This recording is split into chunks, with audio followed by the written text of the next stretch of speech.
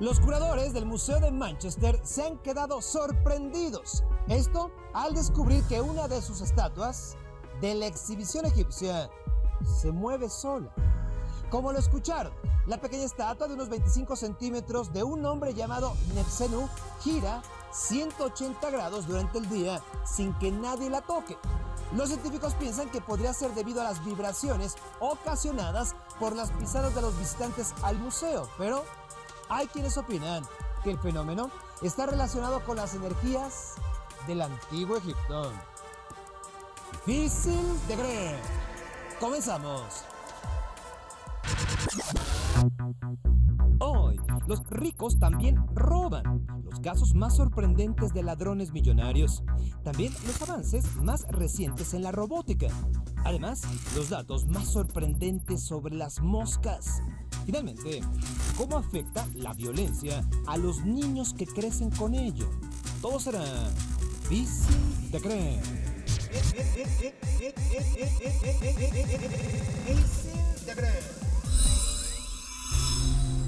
El acto de robar, ya sea algo grande o pequeño, no deja de ser un crimen. Pero cuando se hace a pesar de que se tiene una muy buena posición económica, es simplemente difícil de creer. Acompáñenme a conocer los casos más sorprendentes de ladrones millonarios. En la mayoría de los países se tiene una opinión generalizada de que los políticos son unos ladrones. Pero hablemos del cinismo del presidente de la República Checa, Václav Klaus, quien en una visita oficial a Chile y enfrente de las cámaras de televisión, discretamente tomó una pluma y se la guardó, aunque no era una pluma cualquiera. Esta era una pluma oficial incrustada con joyas semipreciosas. Cuando el video salió a la luz y los medios de comunicación lo cuestionaron al respecto, sus voceros declararon que las plumas oficiales en estos eventos normalmente son un regalo para los diplomáticos extranjeros y que era una pluma común y corriente, como las que recibió el resto de su comitiva. Si robar se ve mal en un presidente, ¿qué me dicen de un rey? Un rey que roba. Me refiero al rey Farouk de Egipto, quien gobernó al país durante la Segunda Guerra Mundial y en más de una ocasión se dio a la costumbre de tomar cosas que no le pertenecían en sus visitas oficiales. Por ejemplo, una espada ceremonial del Shah de Irán y un reloj del primer ministro británico, Winston Churchill. El doctor Richard Ludwig, un millonario dentista de Estados Unidos, al dar un paseo por la calle se encontró una tarjeta de crédito tirada. En lugar de dársela a la policía o ignorarla, decidió utilizarla para comprar $250 de pizza. La tarjeta pertenecía a un veterano de guerra que le acababa de comprar juguetes a su pequeño hijo. Entonces la reportó como perdida de inmediato. Luego, la policía investigó el último lugar donde se usó la tarjeta y encontró al doctor Ludwig con la tarjeta de crédito, quien a pesar de tener entre $4 millones en sus cuentas, ahora enfrenta cargos de robo de identidad y falsificación. Sí, por tan solo $150. Farah Hakimzadeh es un multimillonario amante de los libros. Fue condenado a 2 años de prisión por robar páginas de libros antiguos y raros de la Biblioteca Británica para guardarlas, según él, en su colección privada. El multimillonario dañó más de 150 libros únicos valuados en varios miles de dólares. El robo de productos en tiendas es algo que muchos millonarios han cometido. Lo hemos escuchado. Ejemplo, en el 2002 la actriz Winona Ryder robó más de $6,000 en ropa de una tienda en Beverly Hills. Por su parte, la actriz Lindsay Lohan tuvo que hacer servicio comunitario en el 2011 tras robar un collar de $2,500 en una tienda. También, la hija del famoso alcalde de Nueva York, Rudolph Giuliani, fue arrestada tras robar un maquillaje en tienda exclusiva, a pesar de tener más que el dinero suficiente en su bolso para pagar todo lo que se llevó, y además el prestigio de su padre. Aunque la joven no lo declaró así, los medios de comunicación sospechan que solo lo hizo para humillar a su papá, con quien no lleva una buena relación desde que dejó a su mamá. Pregunto, si tú fueras millonario, ¿crees que harías algo así? Seguramente responderás que no, pero la realidad podría ser otra, ya que una investigación de las universidades de California y Toronto llegó a la conclusión de que el ser millonario te da cierta sensación de independencia y privacidad, que te puede hacer más propenso a actuar de manera poco ética, sin que te importe mentir, engañar o hasta robar. Difícil de creer.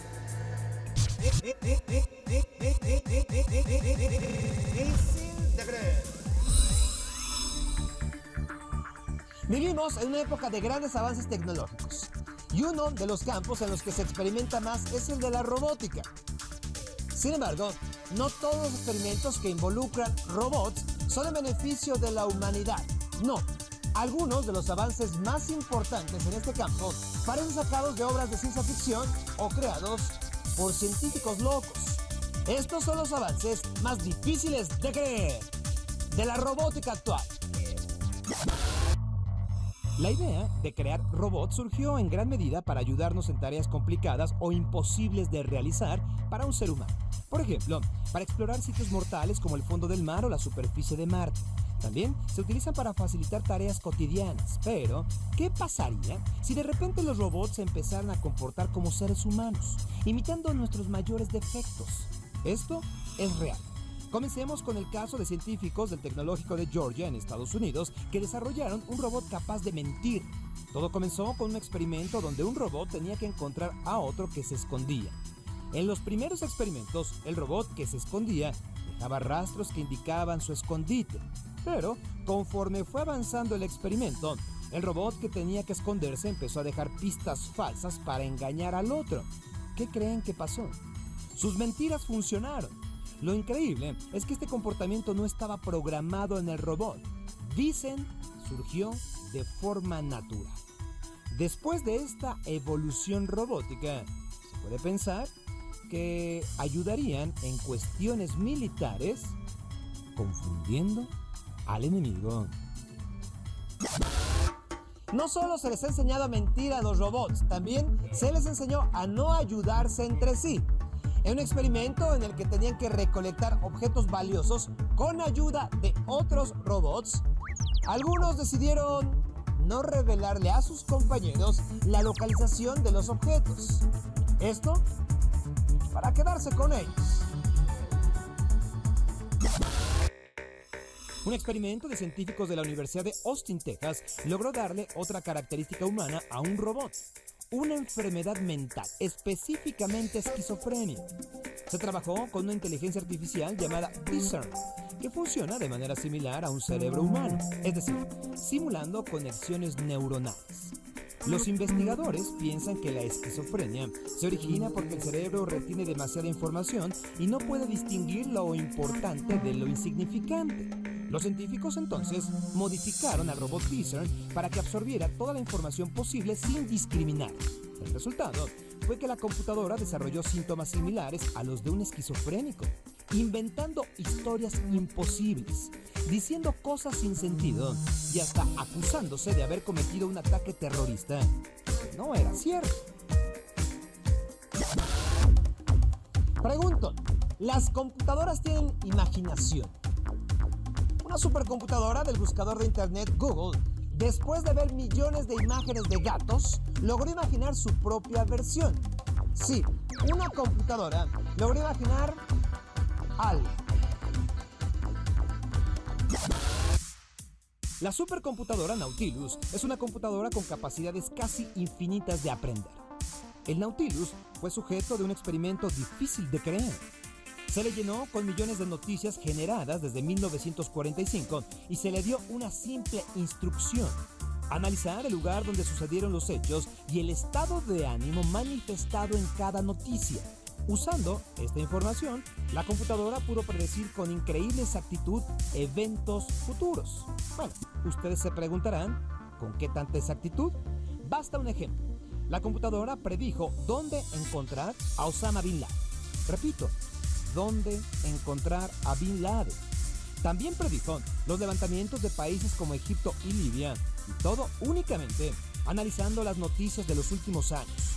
Por si fuera poco, ya existen programas que pueden, se dice, predecir ciertos crímenes como asesinatos. Para ello, las computadoras utilizan millones de datos que pueden dar una idea bastante precisa de la incidencia criminal. Para muchas personas, estos avances ponen en riesgo a la raza humana, porque temen que los robots lleguen a superarnos y entonces convertirse, bueno, tal vez no todos, en los seres dominantes del planeta. Difícil de creer. ¡Ándale! Difícil de creer. Antiguamente se decía que ni los mismos dioses tenían el poder para deshacerse de ellas. Hoy en día, hemos descubierto que sobrevivieron a cataclismos como el que hace 65 millones de años exterminó a los dinosaurios. ¿De qué hablamos? De las moscas. Estos diminutos insectos que se han acomodado a vivir junto a nosotros y que aunque sean consideradas una plaga, son animales difíciles de creer.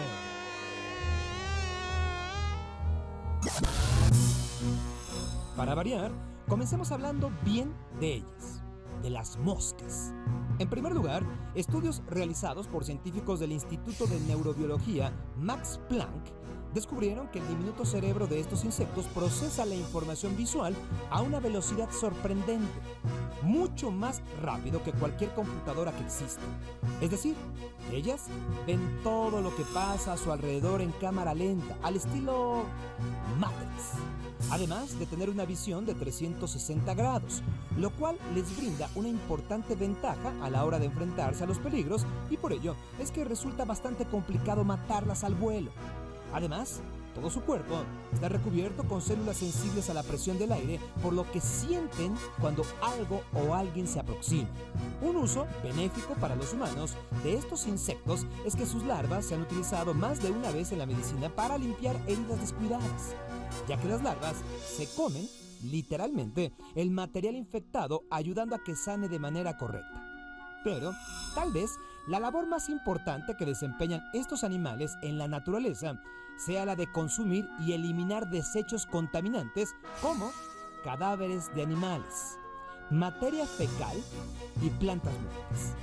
Por si fuera poco, están en un lugar básico dentro de la cadena alimenticia, por lo que su desaparición causaría un desequilibrio bastante peligroso para todo ecosistema.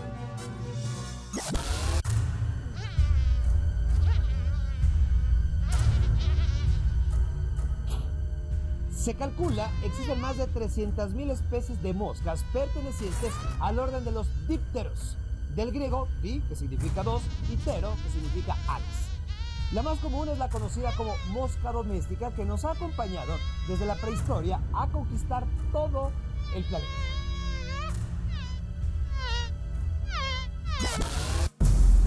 Las moscas tienen su muy particular sentido del gusto en las patas. Esta es la razón de que veamos que se paran en todas partes. Digamos que andan probando.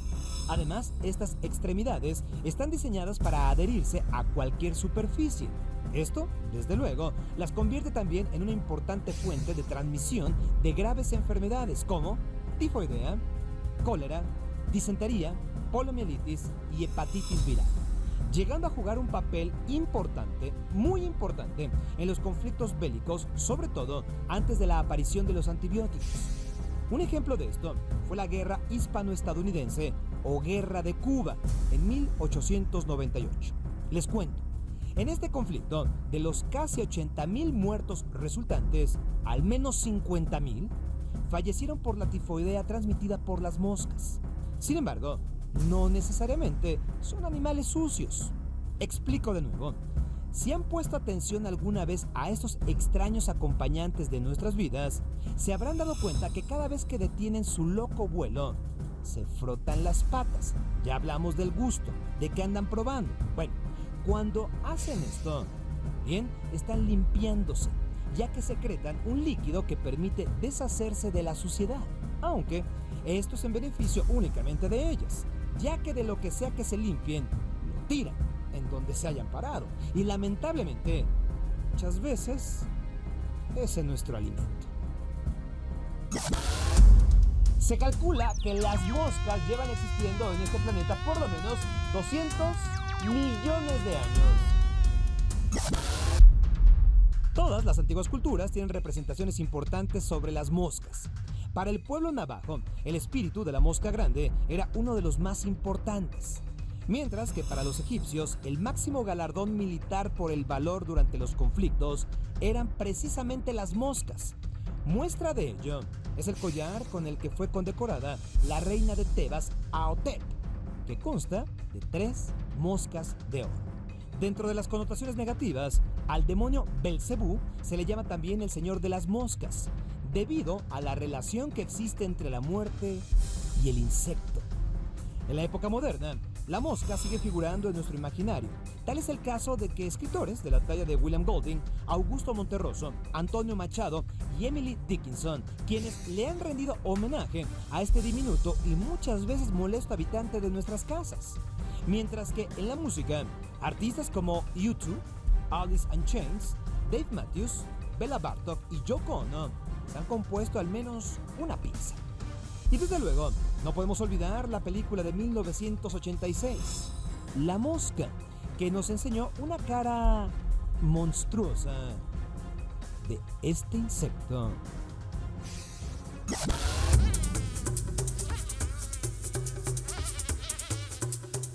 Para algunos, molestas y peligrosas. Las moscas tienen todavía un papel que jugar en la vida de este planeta. También las podemos respetar, ¿no crees? Difícil de creer.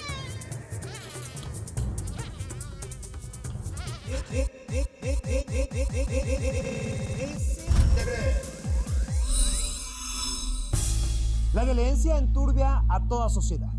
Incluso los niños no están exentos de enfrentar estos episodios. A veces el trauma sufrido les deja una huella imborrable. Conozcamos entonces las historias más crudas, dolorosas, de aquellos menores que fueron testigos de actos de odio. Difíciles de creer. En la aldea Las Escobas, en Guatemala, 7 miembros de una familia fueron asesinados a tiros por un comando armado. En este incidente, 4 niños sobrevivieron, aunque no pudieron evitar observar horrorizados cómo los sicarios daban fin a sus seres queridos, entre los que se encontraba un bebé de 10 meses. Tiempo después, en 2012, 2 de los sobrevivientes, un chico de 6 años y su hermana menor de 4, volvieron al lugar del asesinato. Daniel González recordó con amargura cómo los matones dispararon a diestra y siniestra, tanto a los que estaban dormidos como a los que intentaron escapar de la ráfaga de las balas. Hoy día, el único detenido de la masacre es un sujeto de nombre César Chávez. En otro caso, 2 pequeños fueron testigos del homicidio de su madre en Argentina. Su padrastro cometió el sanguinario acto. Para colmo, él obligó a los niños a guardar el secreto, hasta que Fabián Rodríguez, de 7 años, rompió el silencio y relató a detalle cómo fue perpetrado el asesinato. Tiempo después, el homicida fue capturado. El silencio frente a un hecho de esta naturaleza es uno de los peores obstáculos para superar el estrés postrauma, que aparece luego de sufrir estos acontecimientos. Quienes lo padecen recrean una y otra vez lo vivido, o su mente se fractura en un intento desesperado para borrar la experiencia. Entonces, hay problemas para recordar.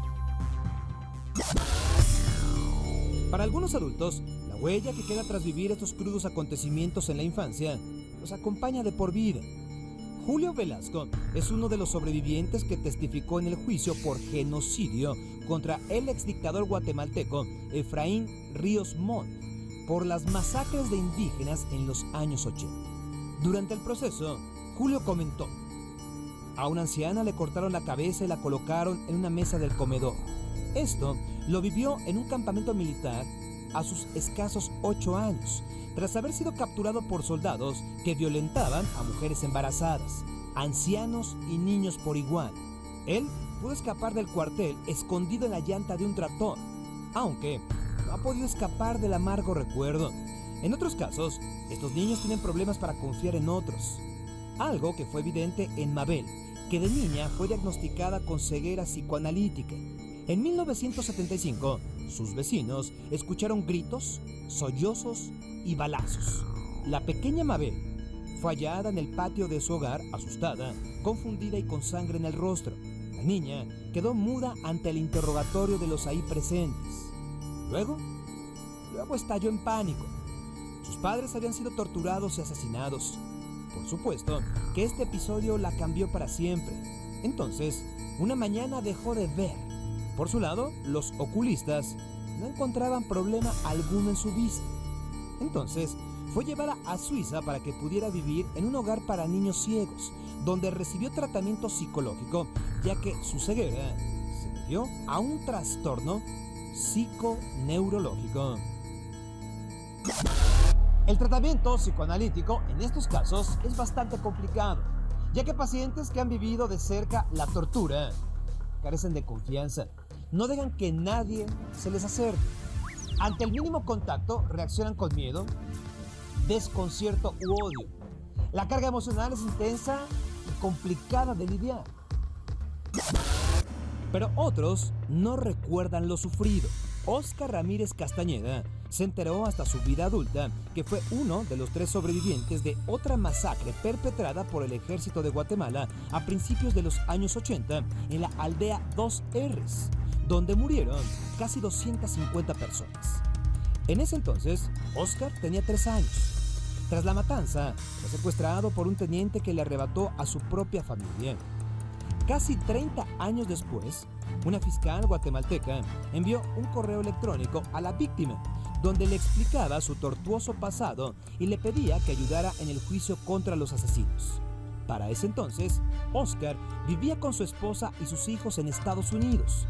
Tuvo serios problemas para armar las piezas de su vida. Y aunque supo cómo se desarrollaron los crudos hechos de aquella barbarie, su mente borró los sentimientos asociados. De lo único que se acuerda es cómo transcurrió su infancia al lado de una familia que inexplicablemente le perdonó la vida. No pudo saber más, ya que para ese entonces el que fungió como su padre estaba muerto. Hasta ahora, todos los militares asesinos que encontraron en Guatemala cumplen una condena. Aunque hay que decirlo, 7 siguen prófugos. También hay los que rehacen su vida, como los hijos del narcotraficante colombiano Pablo Escobar, quienes han roto con su pasado, cambiaron de identidad y ahora viven en Argentina, donde han formado algunos negocios familiares. Difícil de creer. Soy Sergio Sepúlveda. Hasta la próxima.